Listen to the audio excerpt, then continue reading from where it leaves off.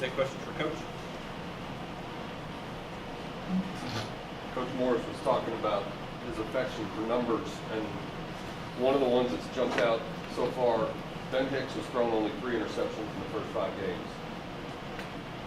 We've all talked about how his offseason changed him physically, but did you change up what you asked of him over the summer, the way he studied, the way he practiced, the way he thought about preparation for the season? Well, I do know that Ben looked at all of his interceptions from last year. He looked at every single incompletion from last year. He really broke himself down in terms of, we use a system called Pro Football Focus as well that really breaks him down as a quarterback.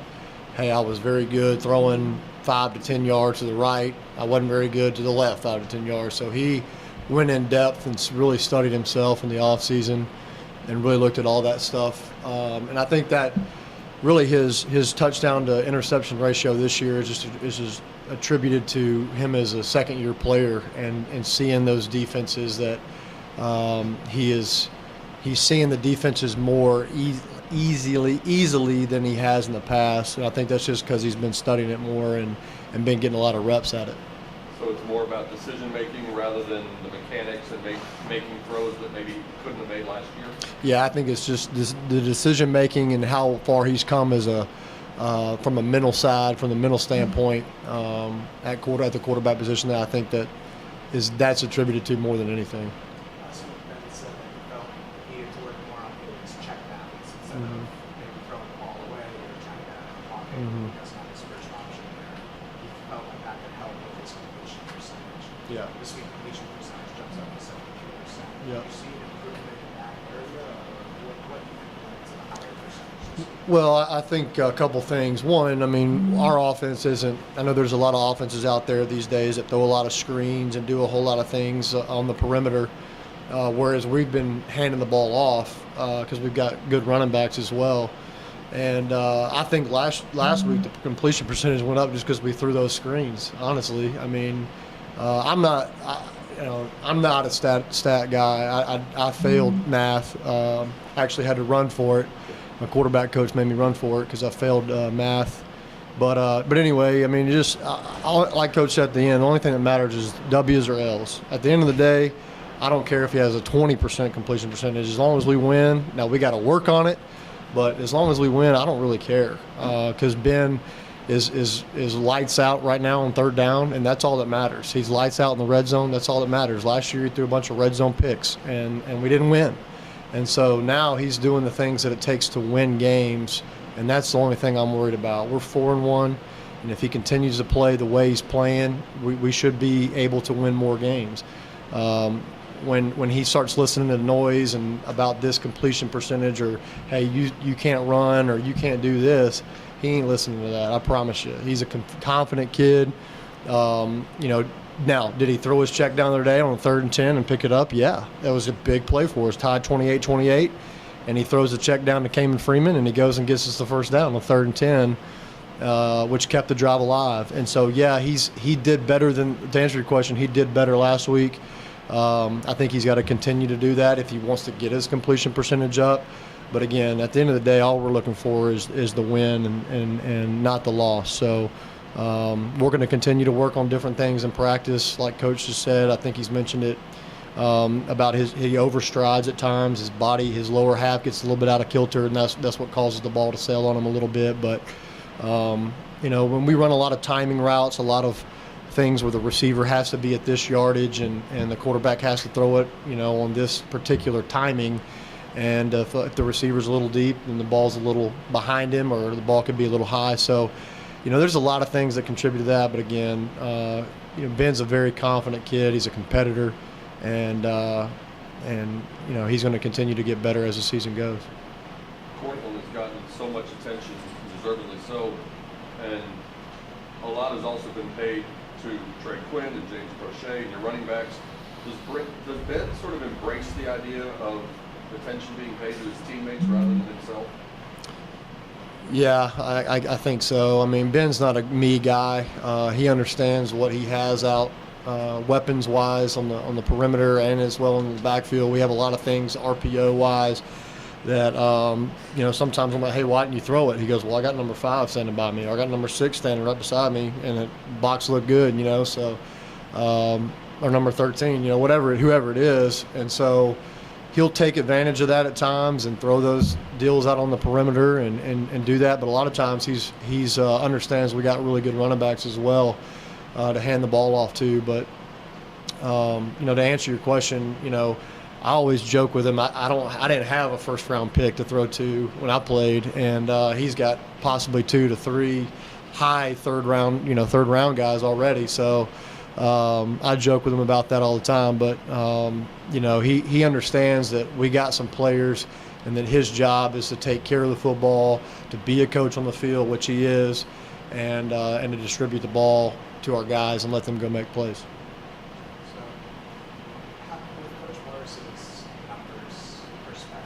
Does he approach things differently than other coaches you've worked with or played under? Has that rubbed off on you at all? It has, honestly. From a game planning standpoint, I learned a lot from him when we were at Clemson, just how he breaks down the numbers and looks at different things from a defensive standpoint and how we attack it offensively. That's rubbed off on me the most. Is just kind of getting tendencies on defenses and what they do, and from a percentage standpoint, that's really the only numbers I understand. But just looking at the percentages of everything, but it has for the most part. But again, from a stat standpoint, not really from an offensive stat standpoint. Now at the end of the year, we'll break down ourselves, like he said. We'll look at it and kind of get a gauge where we are. But again, a lot of that can be skewed. A lot of that's, hey, fourth quarter, we were down or we were up, and we weren't, like in the UConn game, we weren't having to go win the game in the fourth quarter. So those numbers can get skewed, I think, at times, in which in reality that's the only stat I pay attention to is the W or the L, because those stats can get skewed, and you might have had a walk-on running back in there. You might have had whatever at the end of the game that if you had those guys in there for 7 more minutes, maybe 2 more drives, maybe you get 25 more yards added to it. That might put you in the top whatever. So we do gauge that at the end of the year. We do break ourselves down and see exactly where things went wrong, where things went right, so we can really plan for the spring and the next year. This is a very easy number 3 in the country in scoring. Yeah. What do you think is the biggest difference with this year's offense compared to last year's? Coaching. No, we got a lot of good players. We got a lot of good players. It's like I told our team the other day. I said, hey man, the best thing we did for you guys is we gave y'all a plan, a simple plan, and we got out of y'all's way and let y'all go play. And I can't brag on our players enough. They are home run hitters in our program. It's what it's all about. Coach says it all the time. If they need something, we get it, and that's what that attributes to. Scheme wise, we're scheming the same way we schemed the past 2 years.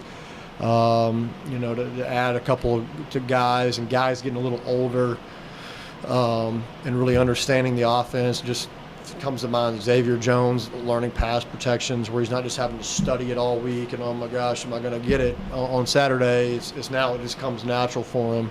But I think that's an area where if we continue to be really good, I think it'll be hard to beat us. But again, another thing is I tell our guys is, got this from Coach Stallings, is football games are won by football players making football plays, and that's the key to victory every week that we talk about is, hey man, we're going to try to get out of y'all's way, y'all go play, and they've done a good job of that so far. Through 5 games, you've had a 3-man rotation for 2 spots on the right side of your offensive line with Will Hopkins and Bryce Wild and Tate Tadora. Will Tadora be back this week, and how hard is it to develop and maintain the consistency and timing that you need on an offensive line when you've got rotating pieces like that? Yeah, that's a great question. I hope to get Tadora back this week. He's going to practice today and see how it feels. But Bryce had a lot better game last week. I think he really answered the challenge and played a lot better. Again, we're not just coaches that show up on Saturday and say, okay, we'll go play now. I mean, they have to play well in practice. They have to show us in practice that they're working hard, that they're doing the right things, that they're studying on their own and preparing themselves. So we'll see how it goes. I mean, it just, again, don't know exactly Tedora's status till we get out there today and figure it out. But we got full confidence in Bryce going back out there as long as he has a good week of practice and does some good things. But it is hard to gain that continuity up front. Again, I don't pretend to know how to play offensive line. I didn't play offensive line, obviously, but I just think that those guys, just as well as from a quarterback standpoint, is I got to get continuity with the receivers. It's really big for those guys to be able to play with each other and being able to communicate up front. And so we'll see how that goes this week, and hopefully we get Jake back. And for anything, it's a good depth standpoint. So you guys have a ton of depth at receiver, Mm-hmm. but can you talk about the development of the younger guys like Kevin Thomas, Josh Shellmeyer, and Brandon Benson? Yeah, Kevin Thomas didn't get to play much last week. He was dealing with a little small injury that kept him out last week. Hope to get him back out there and rolling because he's freakishly athletic and does some really good things for us. Had a good game against these guys last year. So hopefully we get him back. With the younger guys like Brandon Benson, just continuing to bring him along. He's getting to learn from some really good receivers right now.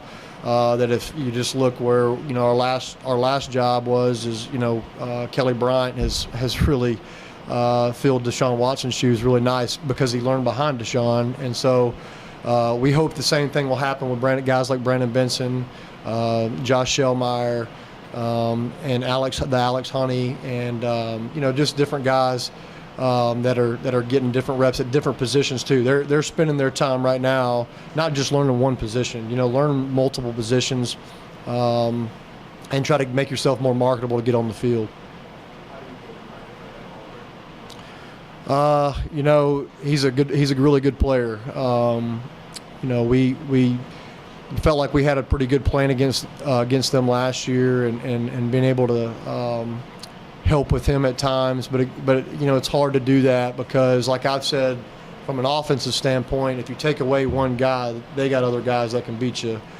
So if you're just focused on number 10, they got guys that can make plays as well. Number 91, number 9, number 12. I mean, guys in the back end. Number 3, transfer from A&M. So they if you take away one guy, they got other guys that can beat you. So. We feel really good about our center. Our center is, we feel like, one of the best in the country, and I think it's going to be a heck of a matchup. I think if Evan has a good game, he may make him some money this week, and so we just because obviously Ed's a great player, and we'll see how Evan responds to that challenge again this year. Anything else for Coach? All right, thank you guys.